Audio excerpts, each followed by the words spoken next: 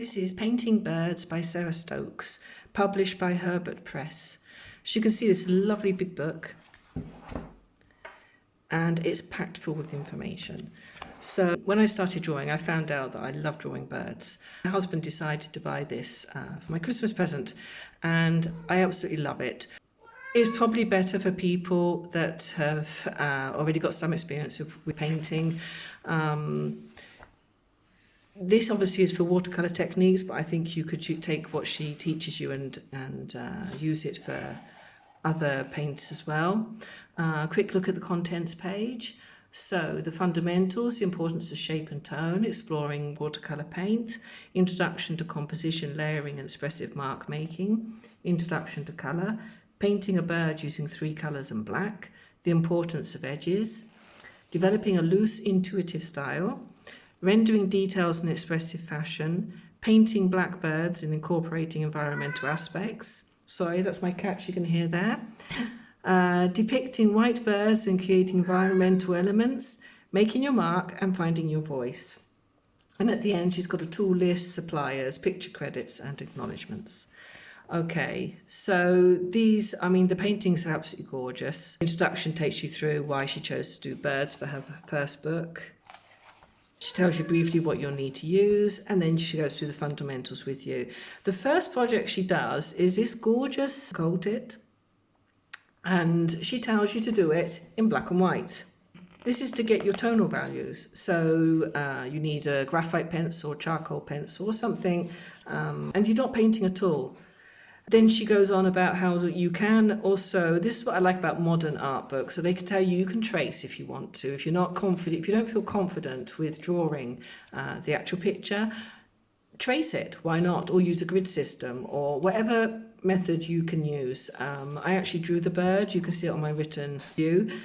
I drew the bird because, as I said, I love drawing birds, so it was more experience for me. And this was a great project to do, just following through her step-by-step instructions. Again, I don't think it's really for beginners. I think it's more for someone who already has some knowledge of art, because although it's step-by-step, sometimes the steps take quite a big leap between each one. Then she gives you further examples. So there's lots of pictures you can use as well. You can carry on doing your own studies with it. And then she goes on about exploring watercolour paint, which is great. So she gives you brushes and paints and everything you can use there. And then she tells you the different techniques you can use for watercolours. So wet and wet, wet on dry, etc. Using cling film, bubble wrap, salt. There's loads of experiments you can do. Make certain marks, seeing what effects your brush has as well. Again, lots and lots of pictures that you can go through, that you can try for yourself as well. This one with an egret, so she explains to you how to take your picture and how to get the tonal values first. So you do it in black and white. You can experiment with different backgrounds, using masking fluid as well. And then she gives you a final picture that you can do, and she tells you to do it to do a pencil thumbnail first. I did this version here with a pencil thumbnail and a different background experiment as well. You can see it again in my written review. Then she gives you an introduction to colour. So before we had it all in black and white, now she gives you a limited palette. So she tells you about colour. There's a little exercise here to do with the main cyan, magenta, yellow and black, and how you can alter the colours depending on how much you put in. It's an interesting exercise to do, and you come up with some beautiful colours. And then she has her peacock study. So she gives you tips on how to create a specific colour. And then she gives you this beautiful picture here, which you have to try.